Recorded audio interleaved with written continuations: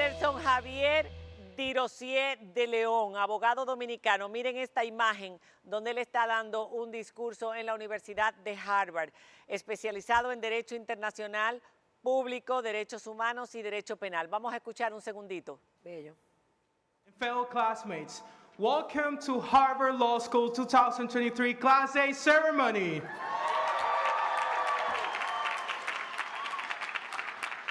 My name is Anderson Dirosier de León. I'm an LLM student from the Dominican Republic, and I'm honored. Oh, I didn't know that. I knew my family was there, but this is even bigger. I'm honored to welcome you all as one of this year's class marshals. Today, we celebrate the culmination of our successful time at HLS, a journey of hard work, discipline, resilience, and privilege that began decades before many of us even dream of going to law school. Este muchachito nos hizo sentir sumamente orgullosos a todos los dominicanos. Bienvenido, Anderson. Vamos a seguir viendo esa imagen. Vamos a seguir viendo esa imagen mientras conversamos, que está aquí de vacaciones en República Dominicana. Seguimos viendo la imagen de ese discurso. Bienvenido, gracias por estar con nosotros. Qué orgullo. Explícanos cómo fue esa selección. Ese día habló Tom Hanks, Michelle Yeoh, una actriz que fue candidata al Miss Mundo y que yo conocí también hace varios años, sí, y que ganó un Oscar recientemente. Ahí está su discurso. Estabas frente a los estudiantes, a los graduandos 2023 de Derecho.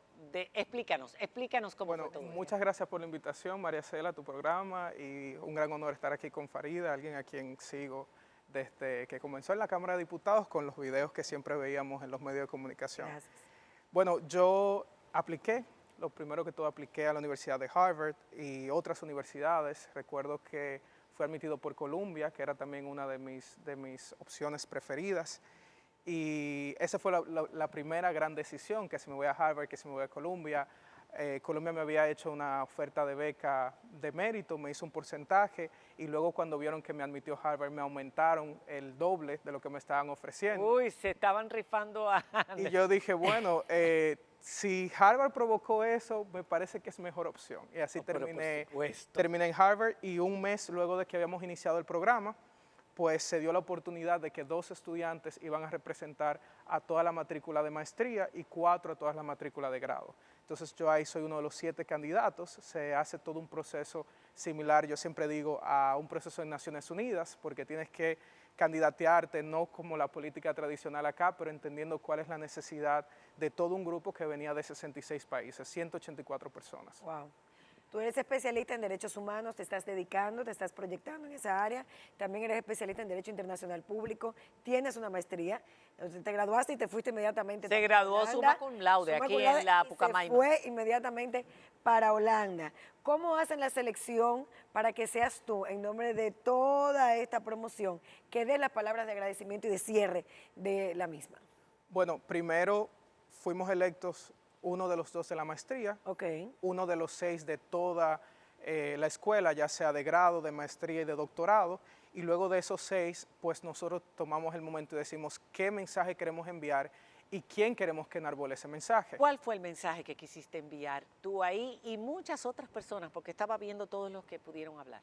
Bueno, el mensaje primordial, que fue tanto individual como de grupo, era un tema del privilegio, de los desafíos, de la resiliencia, de cómo este grupo, que era quizás el grupo históricamente más diverso de las 6 personas que fueron electos, por ejemplo, de las 6, 4 personas éramos afrodescendientes, éramos personas negras, y 4 también éramos personas LGBTI. ¿De la India? LGBTI, no. De esas 6, yo era el único del sur global, yo era el único de Latinoamérica, la otra persona era de Bélgica y los demás eran estadounidenses. Entonces, ¿tú eres el único latino? Yo era el único latino y, bueno, salvo quien era de Bélgica, por eso digo de todo el sur global. Sí, bueno, claro. Yo digo que los únicos familiares que necesitaban visa ahí para ir a esa graduación eran los míos. Era punto de un mensaje de inclusión importante también. Claro, y de que personas que tenían esa interseccionalidad de identidades que tenemos nosotros estuvieran ahí en un espacio que, a pesar de ser Harvard, que tú dirás, bueno, es muy avanzado, es muy progresista o lo que sea, es tan diverso como el mundo, y habrán personas que no se sienten cómodas con que quienes son como yo ocupen esos espacios. Anderson, tu apellido es Dirosier, de León. De León es hispano. Dirosier es apellido francés. Tu padre, ¿de dónde es? ¿Cuál es su origen? ¿De dónde vienes? ¿Y cómo te criaste? ¿Cuáles fueron las condiciones de vida en que creciste? Bueno, mi padre es de San Juan de la Maguana, al igual que yo. De hecho, en internet hay un estudio del difunto ingeniero Silencio Ramírez, que era un ingeniero allá en San Juan muy popular, que se dedicaba a hacer la genealogía de los apellidos. Y a mí siempre me causa gracia porque en internet, cada vez que yo hago opinión pública, que estoy defendiendo los derechos humanos, que me refiero a situaciones como las que ya hablaban de la Policía Nacional, los abusos, Claro. siempre el primer ataque es, no, pero es un haitiano hablando. Oh, yo creo que yo te he visto. Sí, tienes que haberme visto. En el pasado, porque tú has sido activista siempre. Siempre. O sea, independiente de que eres abogado y vamos a seguir hablando de todos tus estudios y tus títulos, pero yo te he visto como activista. Entonces te achacan que tú tienes origen haitiano y que por eso eres activista. Sí, es un tema de desmeritar. Pero no lo desmeritar a la tienes persona. entonces. No Cuéntanos. no tengo ese origen haitiano, al menos de lo que puedo. ¿De dónde viene de lo que el puedo apellido? verificar. El apellido, según Silencio Ramírez, fue un francés que llegó al país, no tengo ahora la fecha exacta, y él lo que hace es que lo modifica para que fuera más fácil, quizá en el registro civil, quizá para la persona utilizarlo, y todas las personas entonces que tienen el apellido de Dirosier, no importa dónde estén, siempre tienen una conexión con San Juan de la Maguana. Pero más interesante aún es que de mi familia, yo soy la persona más negra. O sea, de todo lo Dirosier, yo soy el más negro. Pero si tú miras todo lo demás Dirosier, yo no he conocido a ninguno de mis familiares, ni siquiera a mi papá, que se le acuse de ser haitiano. Pero en mi caso, sí. Por el lado dominicano es que entonces tienes el color. Exacto. Por el lado que sería verificadamente dominicano, por el de León, por ejemplo. El de León. Es muy probable que yo sea más negro. Incluso en el de León, también soy en el lado de León el más negro. ¿Y cómo tú te has sentido ante esos ataques? Ante lo que podría ser una discriminación injusta, pero aún fueras de origen haitiano, eres dominicano y has nacido y crecido en nuestro país. Aún fuera así, que no lo es, ¿cómo tú te has sentido? Sí creo que hay un elemento racial importante, porque aquí hay muchísimos apellidos que tienen origen extranjero, y siempre me gusta poner el ejemplo, el presidente de la República. ¿El mío? Entonces, son esos apellidos que nadie cuestiona y nadie dice no son suficientemente dominicanos, porque la persona que lo está utilizando no es una persona que tiene la tez que yo tengo.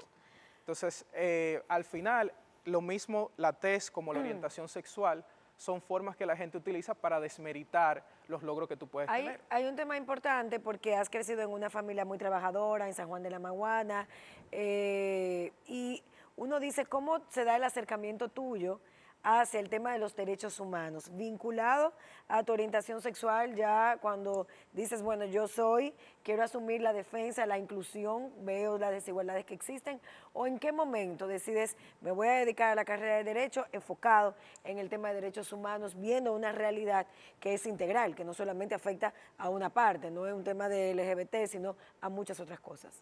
Yo creo que el tema no comenzó, curiosamente, no comenzó con nada LGBTI, de hecho comenzó con Haití. Cuando yo estaba en el colegio, yo tenía que hacer un ensayo para aplicar una beca. Y yo me acuerdo que ¿Dónde estudiaste, perdón? Yo estudié en Pucamaima.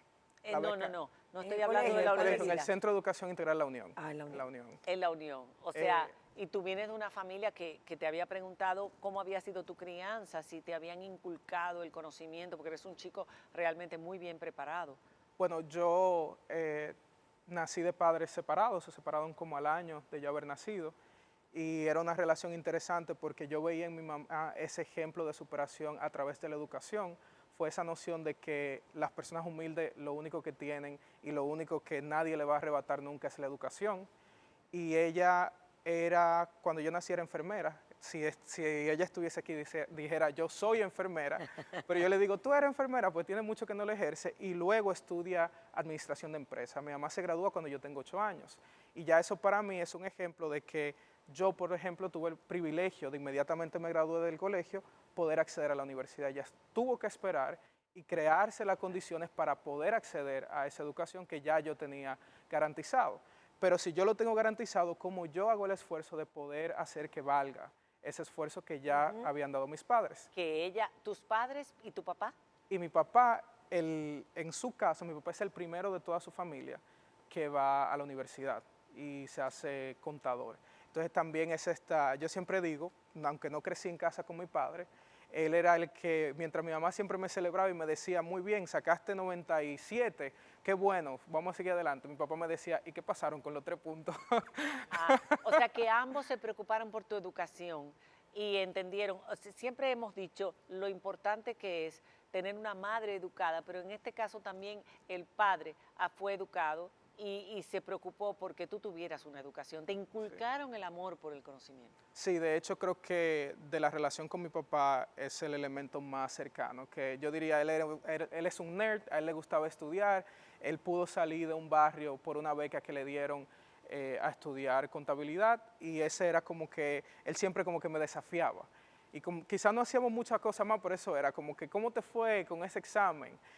Y así comenzó, por eso comencé con esa beca que yo hablaba en ese artículo, en ese ensayo que escribía, sobre si los dominicanos no podemos aceptarnos culturalmente, o sea, todo lo que implica que tenemos raíces de África, que tenemos raíces españolas, si no podemos aceptarnos nosotros, ¿cómo podemos aceptar a los haitianos? Entonces ahí viene el tema del acercamiento a lo que te preguntaba ahorita, a los derechos humanos. Ves que hay una debilidad en nuestro sistema en la República Dominicana y decides entonces hacer algo por eso. Me imagino que ahí vienes estudiando Derecho y dices, me voy a enfocar aquí. Exactamente. En este momento que ya tienes una experiencia adquirida desde el punto de vista académico, ¿cuál es el próximo paso que tú vas a dar en tu joven carrera para poder garantizar que tengamos más derechos a través del estado en que vivimos en este momento? Bueno, cuando parece que a veces involucionamos claro. un poquito en las redes sociales, ¿sabes? Sí, yo creo que hay varios niveles de mi ejercicio. Yo, por ejemplo, hago artículos de opinión en el Meeting actualmente, que también me ha hecho acreedor de muchos ataques. Y hay cosas, por ejemplo, las detenciones, yo les llamo que eran detenciones arbitrarias. Yo, por ejemplo, critiqué las detenciones durante COVID-19, no porque criticaba que se hicieran las detenciones como tal, pero el procedimiento. Yo decía, tenía que haber una ley o haber suspendido la libertad personal en el estado de excepción, pero no se había suspendido ni se aprobó la ley al final. Exactamente. Entonces yo lo que decía era, si se permite eso, ¿qué no se permitirá más adelante con cualquier emergencia? Entonces es un tema de principio. Lo mismo pasó con el tema del matrimonio infantil. Yo participé en un amicus curiae que hizo un escrito ante el Tribunal Constitucional que hizo Coladic RD, y ese es el escrito que el diputado José Horacio Rodríguez dijo que utilizó como base para su... Entonces, yo me mantuve haciendo todo eso mientras estoy trabajando a nivel internacional. Eso te iba a preguntar, ¿dónde estás trabajando? Actualmente no estoy trabajando, pero en ese momento estuve en varios tribunales internacionales. Yo trabajé en la Corte Penal Internacional, luego fui a Camboya, trabajé en la Corte estaba yo Interamericana leyendo, de que estuviste en Derechos Humanos. Camboya. Sí. Cuando yo termino mi pasantía en la Corte Penal Internacional, trabajando en representación de las víctimas, conseguí una oportunidad trabajando para la defensa de un acusado de crímenes internacionales. Y eso es lo que la gente no entiende. Quien defiende derechos humanos, al final la lógica está en poder defender a las personas de los abusos. Y si nosotros no entendemos que todos tenemos por igual garantías y decimos, no, las garantías son para unos sí, pero para otros no. Delincuentes o no Todos tenemos garantías. delincuentes, criminales o no criminales, todos tenemos garantías. Todos tenemos garantías, porque si no se las podemos garantizar a todos, no se las podemos garantizar a nadie.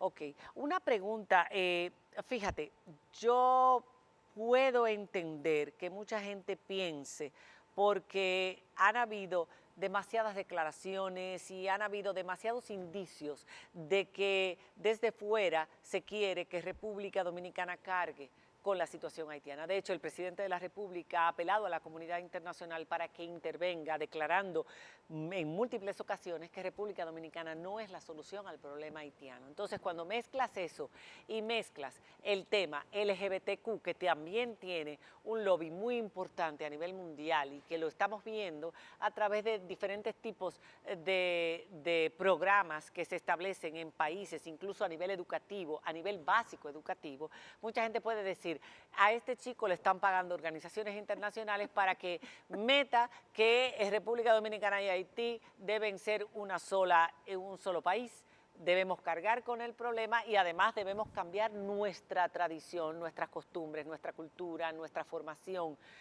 nuestras creencias de la familia, etcétera, etcétera. ¿Tú qué piensas sobre esta agenda a nivel internacional que no podemos negar que existe, porque existe, y si realmente tú estás trabajando para ellos o simplemente tú trabajas para cualquier persona o cualquier situación que se vea enfrentada una persona donde se violen sus derechos, sea quien sea? Bueno, yo debo comenzar, quizá esto lo puse en redes, y es que yo tengo mi agenda. Y yo creo que Todos tenemos agenda. todos tenemos agenda. Todos. Y mi agenda es mía y es financiada por mí y mi familia. Y mi agenda es que todas las personas tienen derechos, todas las personas tienen dignidad y deben ser respetadas. Esa es la agenda que yo siempre he defendido.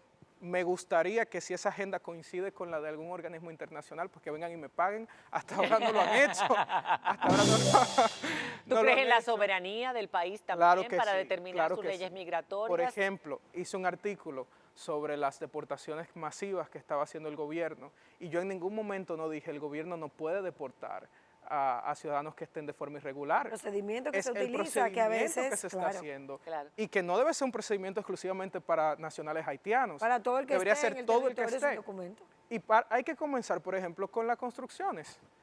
Pero son sectores donde no van a tocar. Tú vienes aquí y construyes, ¿por qué? Porque son sectores sensibles que tienen un manejo de poder que no van a permitir que la migración vaya, las agentes de migración vayan y lo hagan.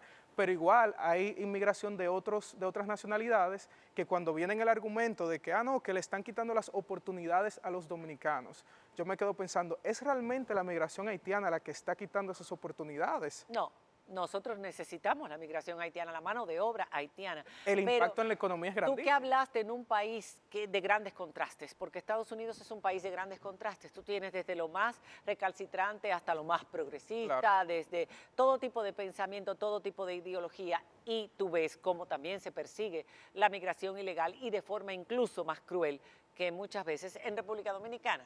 Sí, pero un error ahí es pensar en Estados Unidos como un estándar de derechos humanos. O sea, Estados Unidos no lo es. No lo es. Sin embargo, muchas de las organizaciones sí vienen de los Estados Unidos sí, eso sí, a exigir a países más pequeños que cumplamos lo que ellos no cumplen. ¿Qué piensas? Eso sí, eso de esas organizaciones, porque evidentemente no comparten necesariamente la postura política que puede tener Estados Unidos en un momento dado, pero sí es parte de, digamos que, de lo doble estándar que puede ser en un momento determinado. Pero algo que yo quería resaltar, tú mencionabas, María Cela, que hay una agenda que se financia sobre derechos LGBTI y sobre afrodescendientes y sobre muchísimas cosas en Haití, pero también hay una agenda conservadora que se financia. Yo, por ejemplo, aquí veo que a las universidades van organizaciones de derecha recalcitrantes y van y la celebran y nadie dice absolutamente nada. Sí. En Uganda, por ejemplo, ahora mismo... traen personas, claro, y traen personas, pagas para que hay de todos lados, hay de los dos lados. Entonces, es como que, ¿por qué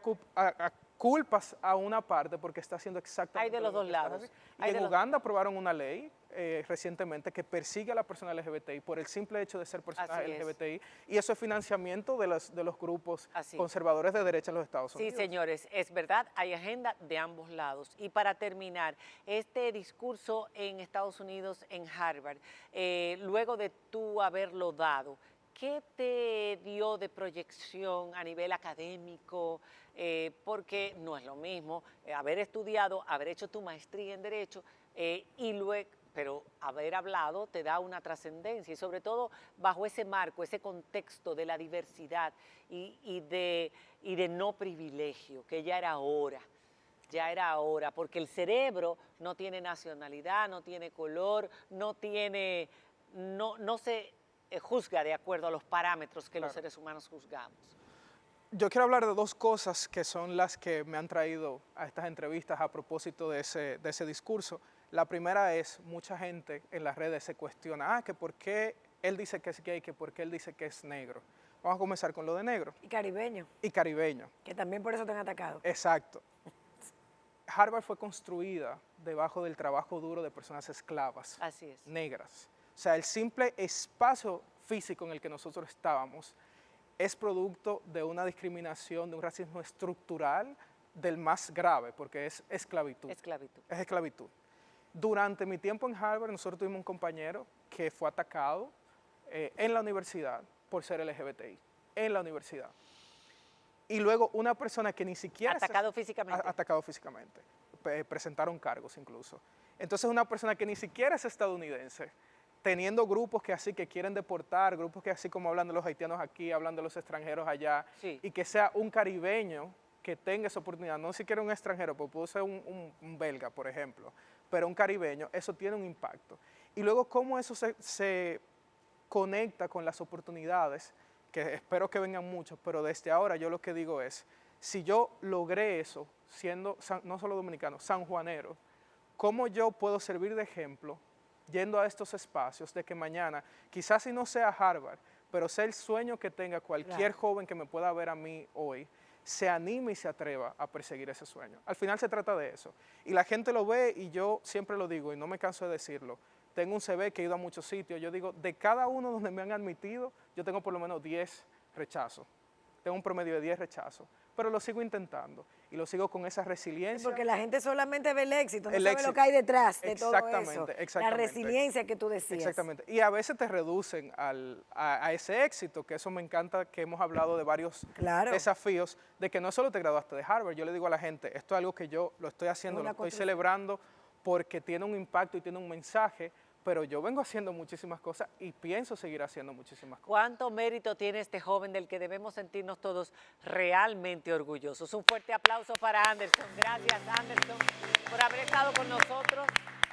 Te auguro una carrera luminosa, llena de logros, de éxitos, pero sobre todo un ejemplo que ya a través de este espacio y a través de ese discurso y a través de esa promoción en las redes sociales y en los medios de comunicación has logrado impactar a muchos otros jóvenes para que vean en ti un espejo de lo que ellos pueden llegar a ser. Muchísimas gracias. Gracias. Éxitos en el futuro.